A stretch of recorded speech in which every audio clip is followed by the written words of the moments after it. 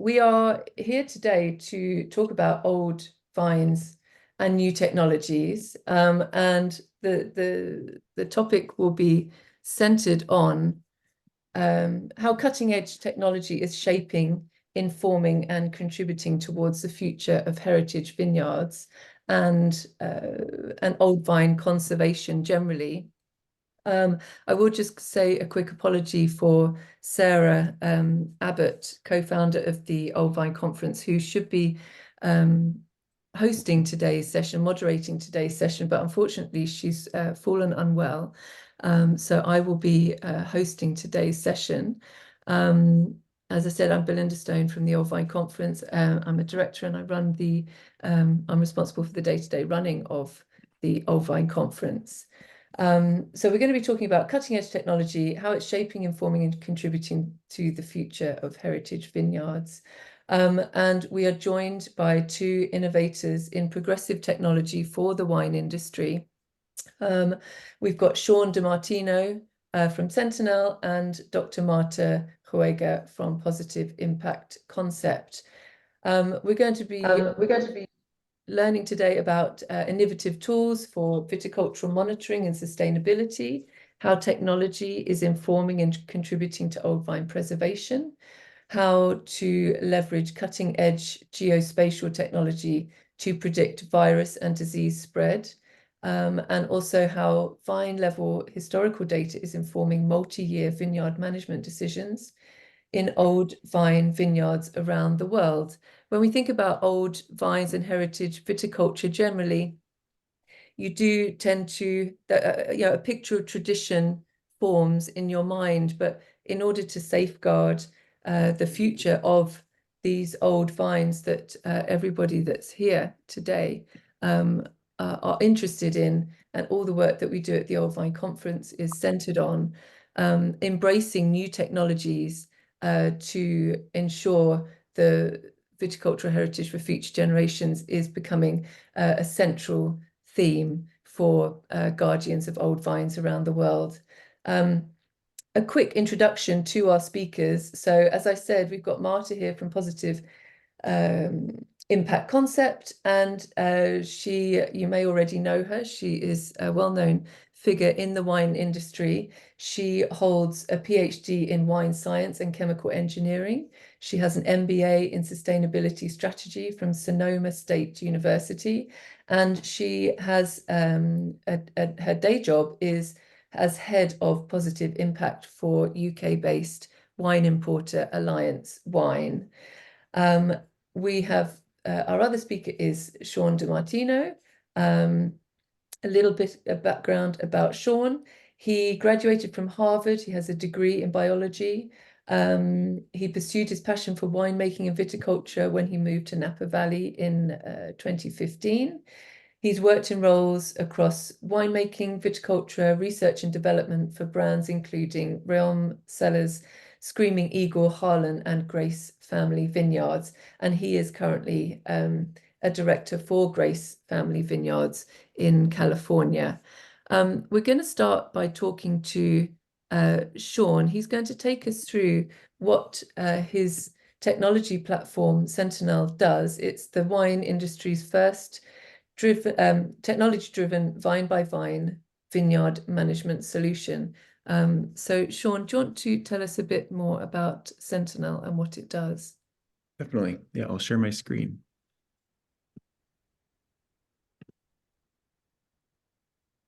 Perfect. You can see that, correct? Yeah, we can see that. Yes. Lovely. So yes, thank you, Belinda. It's definitely an honor to speak today about really a concept that spurred the development of Sentinel a few years ago. My partner, Christian Sidek, and I started developing Sentinel based on a concept that sort of the world's great vineyards, certainly as vines age, they become more heterogeneous. And in my viticulture and winemaking experience, oftentimes find that vineyards and the wines they produce become more interesting with time. But as a result, vines also become more heterogeneous. And so what we'd want to do is sort of be able to develop a system that allows us to track vineyards much like we track people in a, patient medical record system. So the idea was really the problem of solving for vine longevity is probably one that starts at the vine level. And in the 10 years that I've been in the wine industry, oftentimes found as a viticulturalist, you'd always want to understand more about how vines were changing over time, how vineyards were changing over time. And very often that led to, it'd start out as an Excel spreadsheet, tabulating within each block of a vineyard what percentage or how many vines were diseased or were misses or were dying or had eutypo or some virus, right? And you would collect that information, but it was the best that you could do is have an Excel spreadsheet. So some sort of tabular form of data that gave you an idea of how problems were growing, but you didn't know exactly what vines, and you didn't know how those problems were spreading spatially. And so the problem would then oftentimes transfer to, we should now start, creating hand-drawn maps, or potentially using GIS tools to be able to capture spatial data, as well as just getting aggregate ideas of the growth of these problems over time. And what I oftentimes found is that as these tools of collecting more and more data became sort of less sophisticated, you ended up using them less. And so Sentinel was really this concept of, could you develop a technology, a mobile technology that would allow us to basically walk up to any vine in the vineyard and automatically pull up a historical record of that vine, and then with a swipe and a click of a button, be able to collect new information on that vine and have that be any information that we wanted to collect, whether that's eutype, red blotch, any other virus or mechanical damage, production status, irrigation status. And so really giving full power to the user. And the real crux of what we were looking to achieve was, how do we extend vineyard lifespan? And that felt like a problem that started at the vine level. So Sentinel, we like to say, is kind of the world's sort of first vine by vine vineyard management solution, because there are many vineyard management tools out there, but to my knowledge, there aren't really any that start at the vine level and build a historical record based on each individual vine, almost like, a person within a population. And so what Sentinel is it's a mobile app that we use for mapping vines and collecting in-field data collection. And then there's a web platform that we use for analytics and work orders. The mobile app has kind of two components. There's external hardware that we use that augments your phone's geolocation. So it's this device that clips to the back of the phone that allows us to achieve sub-centimeter geolocation accuracy. And that allows us to do two things. One, when we first start out in a vineyard, if it's never been mapped before, we're able to use the mobile app to map each of those vine points down to the centimeter level of accuracy. And we can do this two ways. On gridded vineyards, we actually are able to use automation so that you can map an entire vineyard in as quick as it takes for you to walk around the perimeter of that vineyard block.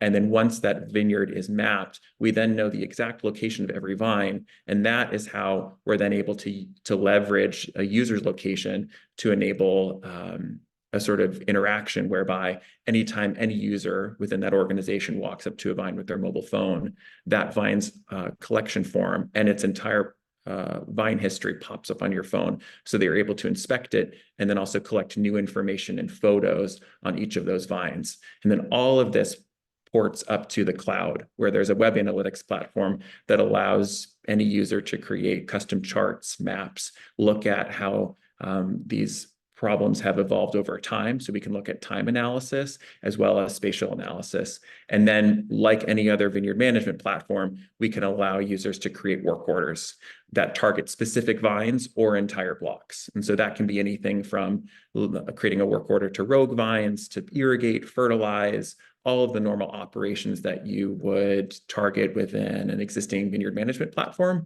we're able to do on the web platform for Sentinel.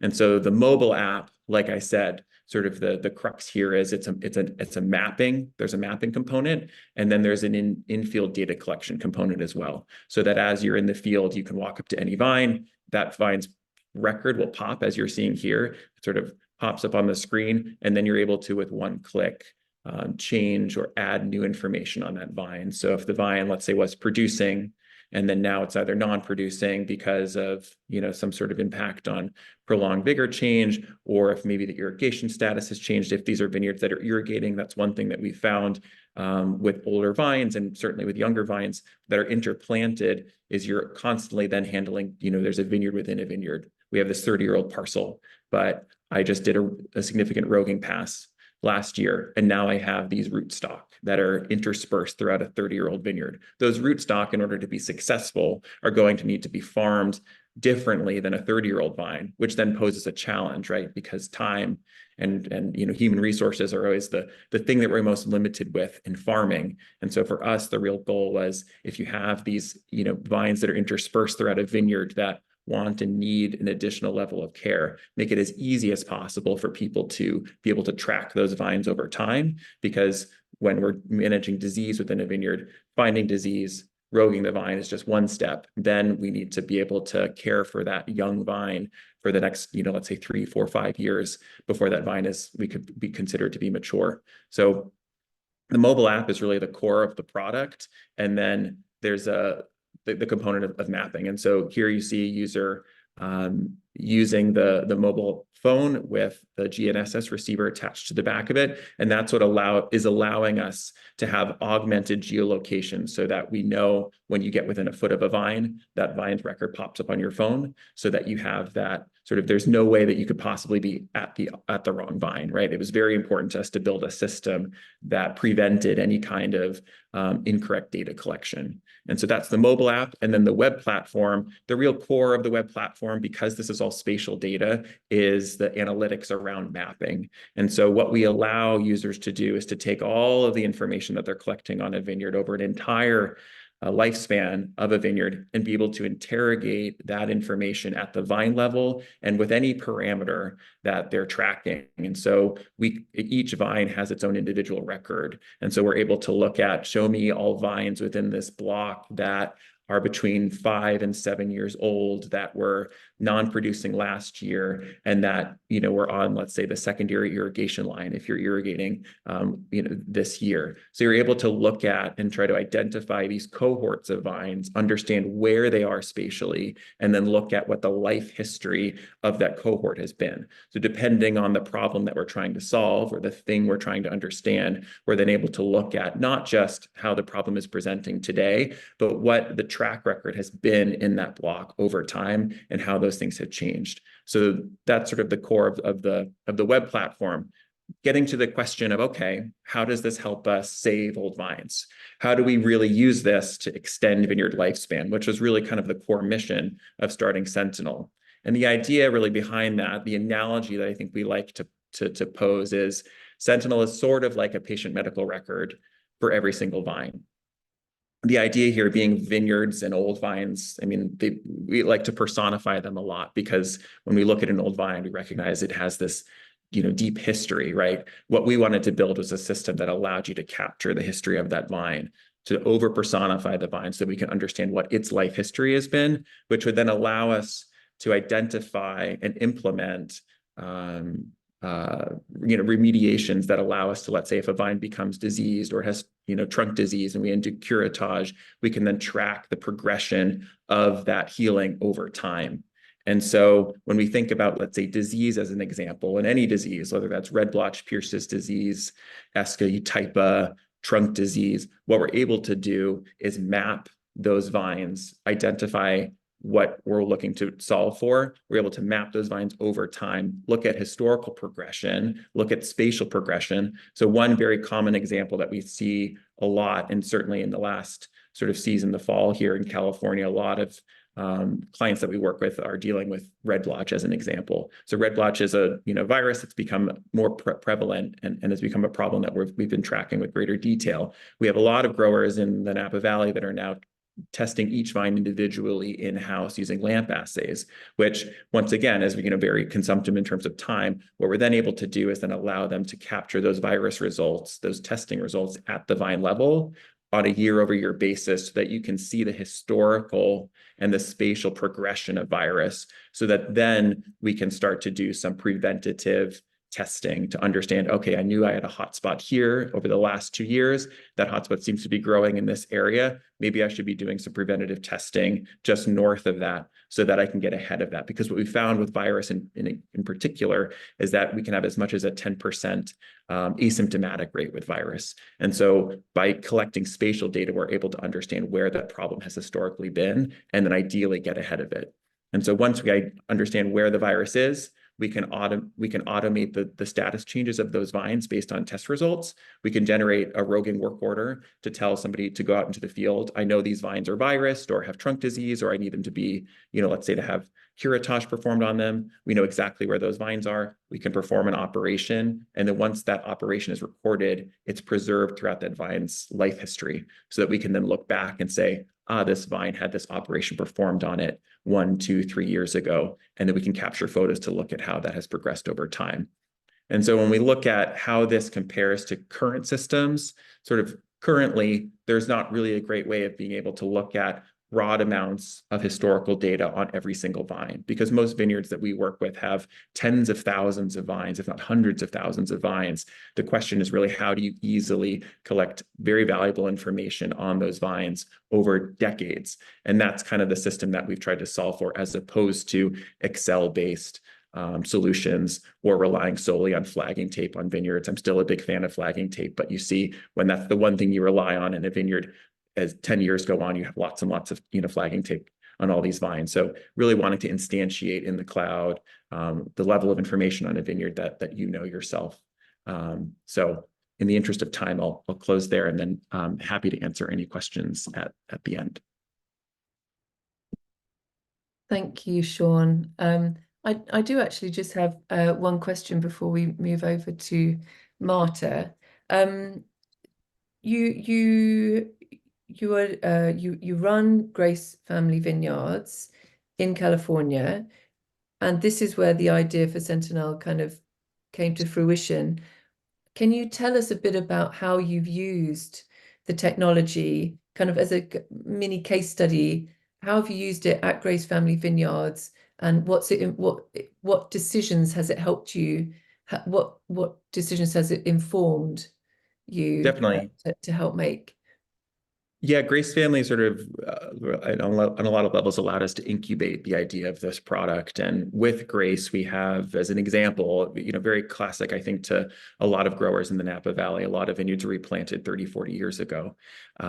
We now have these vines that are just on the cusp of being sort of what we might characterize as old vines. We also have some 70-year-old plantings that are very near and dear to us, right? But we're always constantly dealing with red blotch, and a few viruses are really the thing that we're trying to wrap our heads around. We have these old vineyards that maybe have virus spreading throughout them, next to vineyards that we've just replanted, 2, 3, 4-year-old vineyards that are clean, and trying to manage the spread of virus is always an issue. This past year, as an example, with red blotch spread, it happens every year. You have a small problem, and then in 1 year, based on, let's say, the prevalence of insects that vector red blotch, you have an increase in the incidence. And so that flares up as red vines in the fall. You then are able to flag those vines, test them to confirm that it's red blotch. But generally, folks, you get used to knowing what red blotch looks like. You get used to knowing what the foliar symptoms are of these various diseases, so that you can then maybe on some level take for granted, okay, that's red blotch. But do you necessarily know that a vine that's next to a red blotch vine that's showing symptoms, is that vine asymptomatic and positive, or is it, is it actually negative? And so what we did this year with Sentinel is we mapped all of the vines that had red blotch symptoms. We knew prior in the system, we had all of the vines that were red blotched last year and the year before. So we could see kind of where it was spreading over time. What we ended up doing is we looked at an area. So we drew a circle around this hotspot, and we sampled all of the vines that were not showing symptoms within this hotspot of vines. And this was always the cost-benefit analysis. It's expensive to do testing. So what I wanted to do is be able to use predictive analytics to say, well, I'm going to test any vine that's at least 5 vines from a vine that I know has red blotch. And what we found is that there was, and we found this consistently with clients of ours in the Napa Valley in particular, dealing with red blotch, is that we can see sometimes as much as a 10% asymptomatic positive rate. So that means that in any given year, there's actually an extra 10% of vines out there that have red blotch, but they're not showing symptoms. And so with Sentinel, we were able to sort of control that preventative testing, test those vines. We captured an additional 30 or so vines that had red blotch, and then we were able to rogue those in a way that formerly those would have gone missed. And we wouldn't have had the understanding spatially to know that virus was spreading in a particular direction to then be able to target the testing that we were doing. Okay. Amazing. Thank you so much for that. We'll come back with some more questions in a minute. We're going to pass over now to Marta. If I can find her, where's she gone? I'm here. There you are. So Marta, I mean, what we've just focused on with Shawn has been very much viticulturally focused, and the use of technology, new technology, to help decision making specifically in the vineyard. With positive impact concept, it's more of a holistic platform, which isn't just for wineries, but is also relevant for, well, the wine industry generally, but wine businesses across the whole spectrum of channels. So do you want to take us through what positive impact concept is? And we'll take some questions at the end.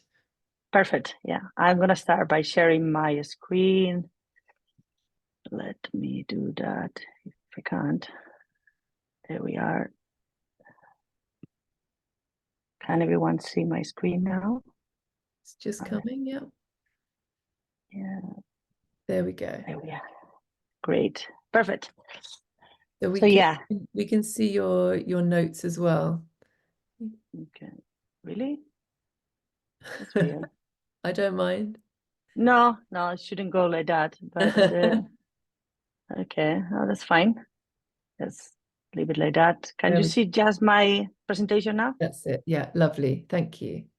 Okay, that's great. So thanks a lot for letting me be here today in order to debate about this fascinating topic, which is how data-driven technologies can help a traditional business such as the wine industry, and have the opportunity to present by positive impact concept. We call the methodology PI concept, but the company itself is positive impact concept. So a traditional business model such as a winery doesn't fully recognize the power of data. So I think that we reach a moment in our history, I would say, in terms of the wine industry, to understand data can be used for us. In terms of that, I think that it's really important to start to understand that we need to select high quality data. For example, in the particular case of vineyards, sometimes we tend to forget to analyze and take into consideration indirect emissions when it comes to calculate your carbon footprint. And these indirect emissions can come from the chemical input, the fertilizers, for example, that we use in order to grow our grapes. It's important as well to automate data collection. We need to stop using manual methods because this can lead to human errors, and that can decrease the quality of the data that we start to manage. Data should be used in the wine industry as it happens in other sectors in order to create or offer us informed decisions. We need to use data, especially in the case of sustainability, in the sector of sustainability, in order to predict challenges that unfortunately we are facing today, and adapt ourselves to climate change proactively rather than reactively. So data should be used with that purpose. And last but not least, should be help us to gain insights for a sustainable future. This means that we need to start to use data in a different way. We need to, rather than being reactive, as I mentioned before, we need to start data in order to understand the root cause of the challenge, environmental, societal, and economic challenge that unfortunately we face today, understand the root causes of this challenge, and find solutions to them with the data. One of the most famous driving forces that we can find in the sustainability sector is circular economy. Circular economy is a great tool. It has been used in different sectors, and it's based on three main pillars. Eliminate waste and pollution. For example, in the vineyard, we can reduce organic waste, which is quite high, I would say, in the vineyard. And in the case of prunings, we can use this rest of prunings in order to produce biofuels that can offer energy for the wineries. It's based on the pillar that we need to circulate products and materials at the highest value. That means that we extend the life on products and services. For example, in the particular case of unripe grapes that we can find in the vineyard and we don't use in order to produce wine, we can generate compost, and this compost can feed the vineyard and help to grow new grapes. And circular economy is based on the idea of how we find ways to regenerative nature. The idea of implementing regenerative practices in the vineyard, like cover cropping, for example, can help to improve the soil health, which is highly related to the quality of the organic matter, and also increase the level of biodiversity in the vineyards as well. So as you can say, circular economy and data-driven technologies in general offer an important number of benefits, no, to the wine industry and vineyards as well. The problem that we have with circular economy, and this is a challenge that every single sector faces today, is that there is a lack of indicators in order to help us to measure and control and monitor the level of circularity over time. And this is kind of a basic idea. If we cannot measure, we cannot control.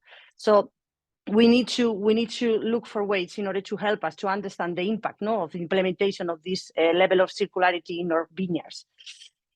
One of the things that it has been proven lately is that data-driven technologies are key in order to accelerate these circular economy practices. So we can find two kind of handicaps here. There is a lack of system or indicators that help us to monitor and control a circular economy over time, and data-driven technologies are really necessary in order to accelerate circular economy practices and its impact in the vineyard. So this is where it lies, the core or the general idea of PI concept. So PI concept is a methodology in which what we do is we combine data-driven technologies with a system of circular economy indicators that are specific for the wine industry. So as Belinda said, can cover different aspects and different steps in the value chains that goes from facilities until what we call circular management, in which we cover social and economic aspects that are also benefit from circular economy. What we are trying to do with this methodology, what we really do is we carry out an internal assessment of the organization, and we understand their strengths and weaknesses, and with that information we are able to create a positive impact strategy customized for the business itself. This is quite important because one of the things that I have found so far in the last few years, since I have been dealing with sustainability on a daily basis, is that most of the times companies don't know where they start from.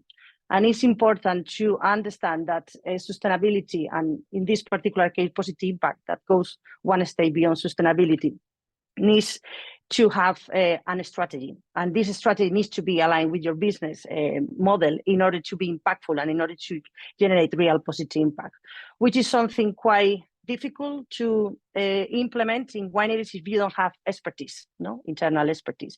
So it's important that we start to use, as I say, data-driven and leverage tools as a circular economy in order to help wineries to make this a proper strategy for them, and something that they can really align with their business model and generate a real positive impact.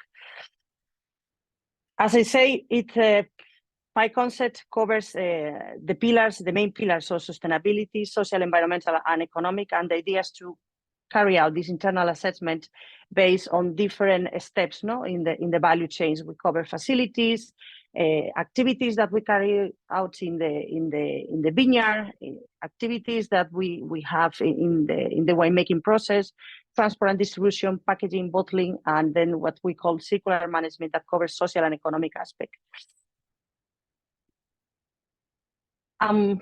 Well, the idea is to use this methodology, in order to explain the benefits as well that can offer to all vines, which are quite a lot, because at the end of the day, what we are trying to do is to mix two concepts that are really beneficial, that has been proven that are really beneficial already for vineyards. For example, when it comes to circularity activities, it has been proven that can help to preserve the biodiversity of all vineyards. In all vines, we are going to find plants, we are going to find insects, we are going to find animals that interact in this natural basis. So when we increase the quality of the soils, that is highly linked directly linked, to the organic matter, we are able to maintain that biodiversity and help maintain the quality of the soils over time. Carbon sequestration and soil health, we reach a point, in terms of accelerating warming, that reducing the carbon footprint that we generate as business model is not enough. We need to look for techniques and methods that help us to sequester the excess of CO2 that we have in the atmosphere. And vines can do that. If we improve the quality of the soils and improve the quality of the organic matter of these soils are able to sequester CO2 from the atmosphere and help us to fight proactively this climate change situation that we unfortunately face today. Circular economy principles are related to how we use natural resources effectively. This can help us to save costs, which is something important, and reduce our environmental footprint in the vineyards as well. Again, the resilience of all vines can be highly benefit for using data-driven technologies with circular economy as a leverage tool, because they can offer to increase the resilience of these old vines in the vineyard by improving, again, the soil for the health with regenerative agriculture practices. Last but not least, one of the main principles of circular economy is to create a collaborative economy around that, which means that people in the same community can interact and create this supportive network for the future of all vines. And that was everything from my side. I will be more than happy to answer any question that you might have. Thank you. Thank you, Marta. That's brilliant. I have one question. In an ideal world, we would all be running our businesses to the very highest standards of sustainability, but there is a cost implication in doing that. Do you have any evidence? I know you're very much in the startup phase for Pi Concept, but is there what is the economic impact of implementing a circular economy in a wine business? Is there a real financial outlay? So you will make recommendations, you will study a wine business, you will make recommendations on how they can improve. What economic impact is there to actually implement the suggestions that you make, the recommendations you make?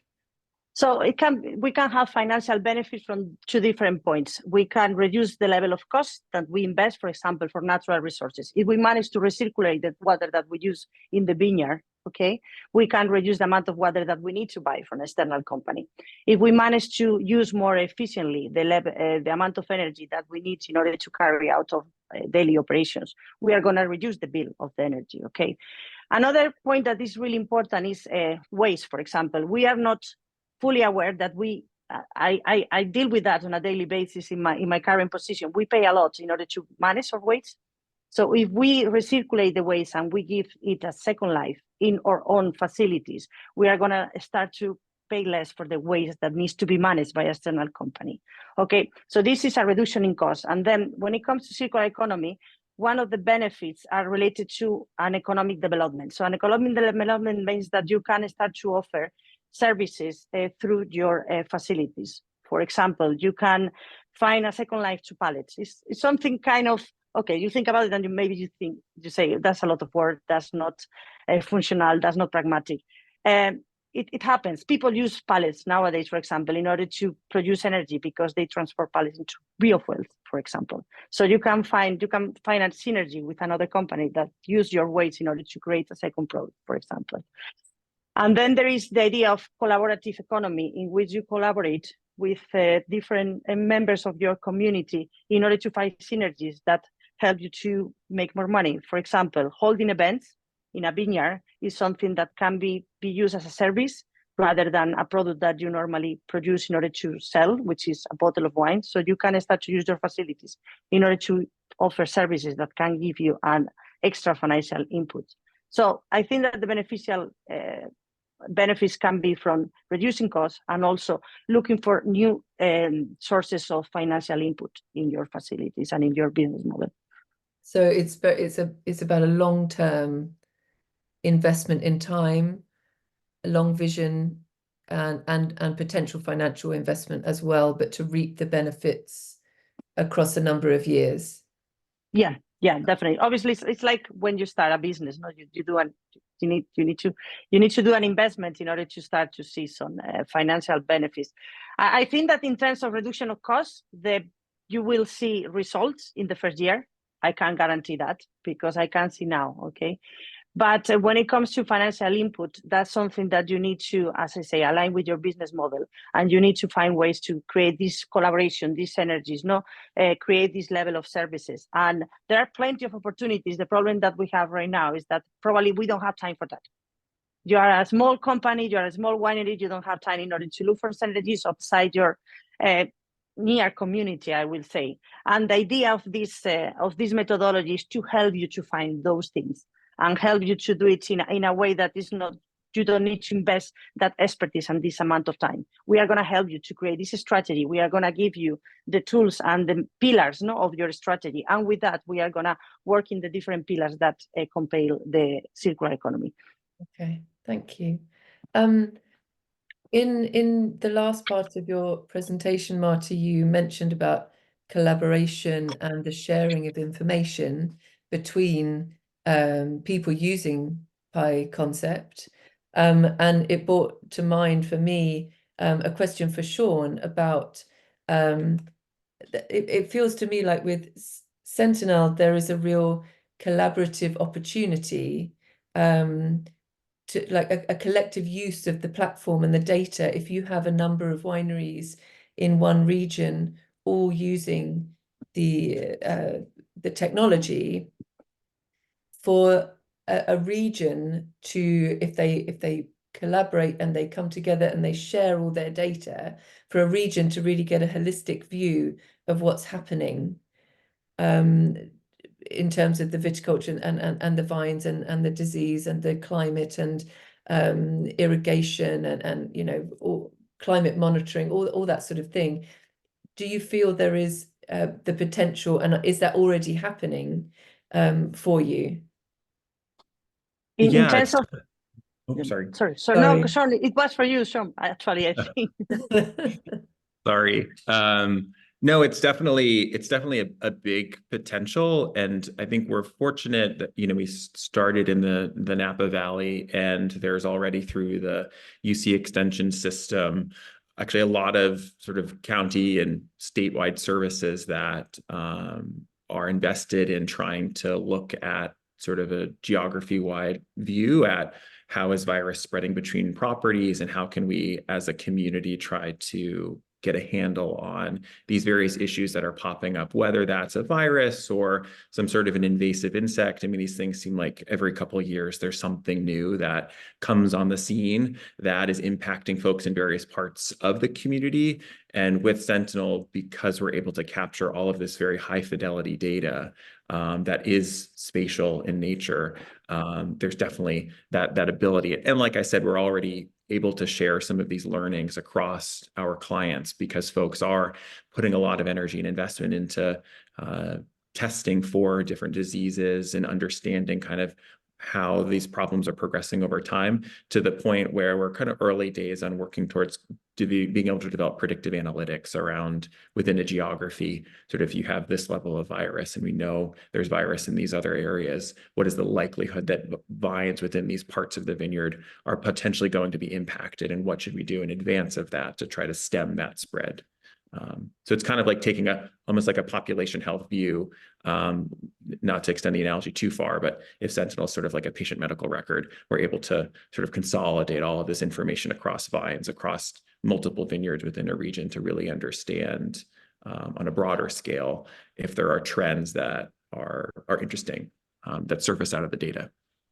And I mean, that might help to answer a question that we've had in the chat from Ian Liston Brown, who says he understands about the focus of virus and its prevalence and spread, but as humanity and the next generation are focused on sustainability, are we looking at focused irrigation and what clones do well, where given old vines show how they can survive over 100 years, the changes they've had to endure. So I guess across a number of years, once you've got a number of years worth of data, you would be able to inform and make generalizations on the trends of which vines are surviving in particular areas, what the climatic conditions have been like that have perhaps influenced their survival or not, and levels of irrigation as climate change has an impact. How many years worth of data do you think you would need to really make informed decisions based on the information? It's a really good question. I mean, I think that's the thing that we all find so fascinating about old vines is that they have, I mean, been around for decades, right? They've actually seen, witnessed, and at some points sort of been the victim of different generations and eras of agriculture. And I think the one thing that is quite perplexing is we see these 70, 80, 100-year-old vines that seem to be extremely resilient. We don't know exactly how those vines were planted 100-something years ago, what was done, sort of the genetic material of that, what was planted. And the one thing that we certainly find is that every 10 years, at least that's been my experience, is 10, 15, 20 years, it's a new generation of agriculturists, viticulturists are come to wine and they plant vineyards differently. And we go high density, low density, we change the trellising, we go VSP, we then go blé. I mean, the one thing you can always count on is people are going to want to change things, which is fine. But if you're not able to collect that information on these 70-year-old vines and look at these longer timescales and understand sort of how over decades these vines are sort of withstanding the changes in climate or whatever, it's hard to really A/B test how the various management practices have impacted vineyard health. So definitely believe strongly in being able to look at, and certainly seasonally, I mean, seasonal impacts can trump, many other things we're doing in the vineyard. So being able to look at, I think a vineyard over a 10-year time span is very helpful to understanding sort of what has worked and what has not. Because if we're only relying on our memory, that's usually only good for a couple of years. And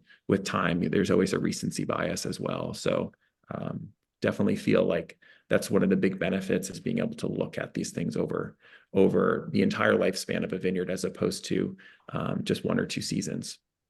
Okay, thank you. Marta, did you have any thoughts on or anything to add on the use of collaborative data, the sharing of information from your clients and how that can be used to benefit the wider wine industry? Yeah, I think that, that's really interesting because at the end of the day, the better the data and the more amount of data that we have, the better decisions that we can make in order to predict, and forecast and anticipate, be more proactive in general when it comes to, let's say, environmental challenges, okay, especially in the vineyard. I think that we need to start to understand that that's the best way to put best practice into place, okay? When we manage to collaborate, when we manage to share knowledge, when we manage to share issues that we all face, because we all face in different scale, I will say. It's not the same a vineyard that is in Spain than a vineyard that is in Napa, for example. They are going to have different issues because they face different climate. So is this idea of collaborating and taking this data together and being able to analyze properly this data, as I mentioned before, start to use data properly, the wine industry, because this is again a gap that we need to cover with this kind of technologies, can offer solutions to challenge that happens in different places and offer best practice advice, to mitigate them. And specifically when it comes to old vines, Shawn, is that presumably on the platform, people can upload the age of the vines, of every single vine that is there, and you can include data like whether it's grafted, ungrafted, an estimated age, an exact age. Is there any other sort of information specific to old vines in the platform that would generate useful information?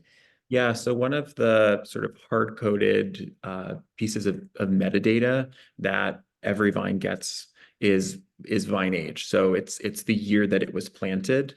And so when we're coming into, we folks are implementing Sentinel on a pre-existing vineyard, there's always the question of sort of when was it planted? If you knew exactly when, then that's great. Of course, a 70-year-old vineyard will have vines that are 70 years old, original vines, as well as, you know, potentially some replants that were done a year ago and everything in between. And so that first step, if, you know, if the interest is there, is to give an estimated year planted date, if you want to the vines in that vineyard. So it's, let's say you can assume it's a 70-year-old vineyard, all vines can just get that status initially, and then you can edit that in time. And then the one thing that's actually quite interesting, because for us, we're interested in preserving old vineyards, but we're also interested in the question of how do we take today's middle-aged vineyards and ensure that they become old vineyards. And the one thing there that we added in is the automation that anytime you replant a vine, the platform automatically resets the year planted date for that vine position to the current year, so that anytime you're doing roguing, let's say, and I end up having to rogue 20 vines in a block next year, and I plant a rootstock the following year, then that year planted date for those positions will automatically change, so that in time you will have an exact idea of when those positions were planted, in addition to knowing where the original planted vines were. So definitely understanding kind of the actual spread of vine age within a block is very interesting to us. As opposed to just assuming, oh, it's a 70-year-old block. And yeah, I know there are some younger vines here, but, you know, where are they?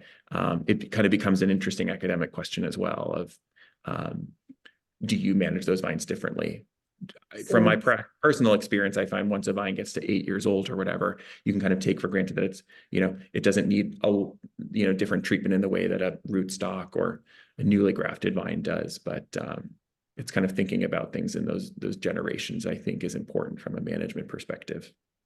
So we're talking very much about precision viticulture, and I guess where this becomes really interesting on the precision level is for vineyard owners that have field blends, I guess, and the specific treatment of from varietal to varietal, or vineyards, as you say, that have varying age, where you have the old vines and perhaps a new vine through massal selection or something like that, and you can really target and say, this is what's happening to this group that are this age, this is what's happening to the younger vines, all within the same hectare or whatever.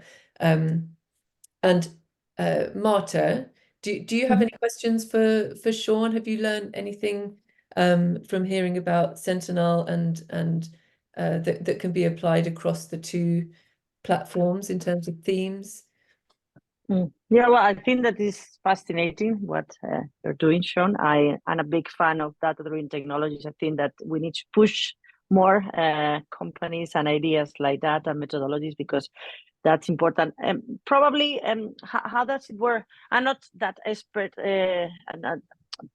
My expertise is more chemical engineer. I can apply to the vineyard as I do, but what kind of, in terms of, I don't know, issues that you can find in the vineyard, for example, the prediction of drought, or things related to environmental challenges that we face today. How can you see your methodology to work with these kind of problems, I would say? So the problems being, you said, sorry, I cut out there for a second. No worries. So I'm just thinking about this environmental challenge that I mentioned, because they are quite often, they happen very often. And to be honest, they are difficult to predict, even though you have robust methodologies, because they are not, you cannot even think about them. Okay, that's my point. And they're affecting vineyards, no? And they're affecting the quality of the grapes that we tend to grow. So how can you see methodologies that like yours to help in this approach? Yeah, so I guess the question sort of like with these environmental stressors, these kind of abiotic stressors that sort of impact a vineyard, and we've seen that in recent years in California, Napa. You know, 2 years ago we had 120-degree Fahrenheit heat wave, you know, hits the vineyards. Well, in truth, that's going to impact the vines differently depending on a variety of things, depending on vine age, depending upon sort of the life history of that vine. Vines that have been impacted by trunk disease, that are devigorated, are going to weather that environmental stress differently from a totally healthy 100-year-old vine. I mean, the one thing that is continually fascinating to me, because we have 70-year-old vines at Grace, is we can have a 120-degree heat wave. These vines just don't even, they don't show signs at all. I mean, we even see with 20-year-old vines, they can get stressed. And then of course, when you have, newly planted rootstock, I mean, if you're not trying to help them through that heat wave, there's a very high chance that they'll have prolonged impacts on sort of the vasculature of the vine. So I find with Sentinel, the one thing that we're able to do is, let's say in a 70-year-old vineyard, I have some of these young vines that I maybe replanted in the last few years because one of these old vines just fully died on me. So I have this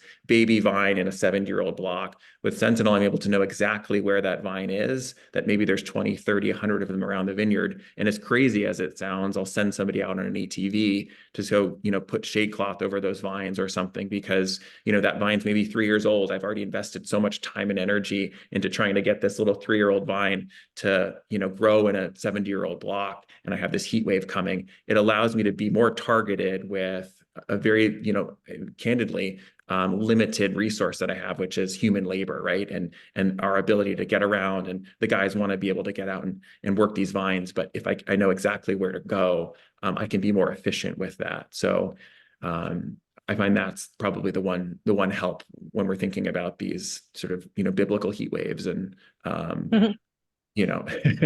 crazy things that nature continues to throw at us. I can't necessarily get to every single vine, but if I can get to the vines that I know will be impacted the most, then I can sleep better at night, is kind of the concept. Okay, great. Thank you.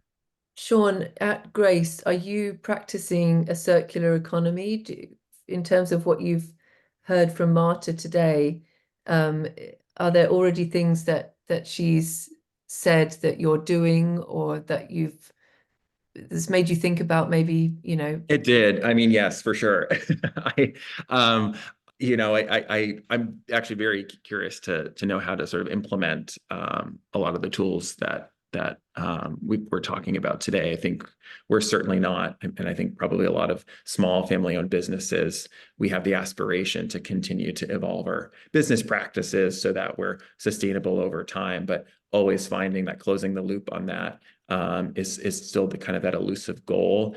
And to me, my feeling is and Marta had sort of said this, a lot of times you need a specialized knowledge to help you find the solution tailored to your needs. And so certainly as a small family-owned business, I think we have a long way to go. And so it's helpful to know that there are these services out there to help us achieve a goal of ours that at this point feels like sort of an elusive dream. And that is very much what you're doing, Marta, isn't it? Although you can help and do help large organizations, your role is very much about advising businesses that want to do better, but don't have the resources to research it all themselves, and then to follow up with the implementation and the constant assessment of whether they're reaching their objectives. And that's where Pi Concept comes in as a sort of consultancy, and affordable, presumably. We haven't talked about cost or anything, but an affordable way for smaller businesses to really do something that is impactful, and to impact their business practices, as Shawn said, in a positive way. We've got 2 more questions that have just come in. We've got from Sophia for Shawn. Does Sentinel keep information of climate peculiarities year by year? Does it compare year by year production or diseases and keeping track of climate change? Yes. So Sentinel we keep track of the beauty of Sentinel, and it was the thing that was most important and actually quite hard technically to implement, was being able to allow users to capture any information they wanted on vines throughout time. So giving people the full ability to customize what statuses and information they wanted to track, whether that be photos or production status, whether you're interested in tracking producing, non-producing, you create your own metric for evaluating vigor. Diseases are different to each person, irrigation statuses, et cetera. And then in addition to that, we allow folks to capture numerical data on each vine. And so to your point of production status, one of the things that I do quite a lot every year is I do a crop load estimation. So I go out and I do cluster counts per vine to understand what the number of clusters are produced on each vine. That's something that we're able to map to each vine. So when you walk up to the vine, you can say this vine is carrying 8 clusters. I can then put cluster weight data into Sentinel, and then on a block by block or area by area basis, Sentinel can then automatically multiply the number of producing vines by the number of clusters per vine by the cluster weight to give you probably the most accurate idea you could ever have of what the likely production is going to be off of that area of vines. And then that's something that once again is preserved over the course of the entire life history of that vineyard. So you can actually see how on a vine by vine basis, as well as on a block by block level, production status has changed over time, so that you could then layer on the climate sort of information on irrigations or sort of rainfall patterns, heat waves, et cetera, to then look at how that's impacted the end result of productivity. And then photos, I find, are the one thing that is kind of the next frontier for all of sort of computer vision, is being able to get all of this photo data into a platform like Sentinel and be able to interrogate it and understand over, if I have, let's say, 20 years of photos on a particular vine, are there other incremental learnings that I can get out of that visual data that is currently sort of elusive?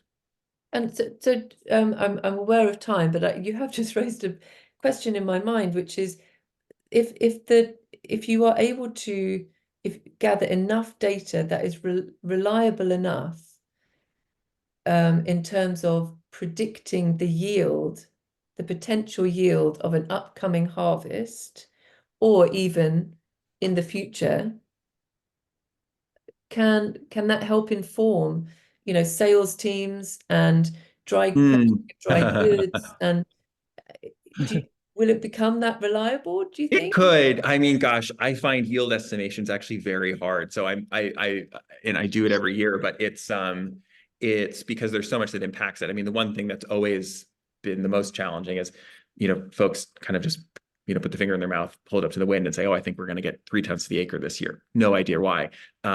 With Sentinel, we're able to have a really clear idea of what the production is this year in terms of predicting the production potential in the future. That's hard because so much of it's dependent upon what the future climate's going to be. There are all of these sort of hangover effects of vintages. So the productivity of a vineyard this year is actually a function not just of the climate this year, but of the year prior and the year prior, and nutrient loading in the vine and all of this stuff. So I think it's something to work towards. And then of course there's the winemaking component of how effective are we at sort of converting grapes into wine, and where that's going to end up on a SKU level is a challenge. But I like to think that at some day we'll have enough information to be able to predict something like that.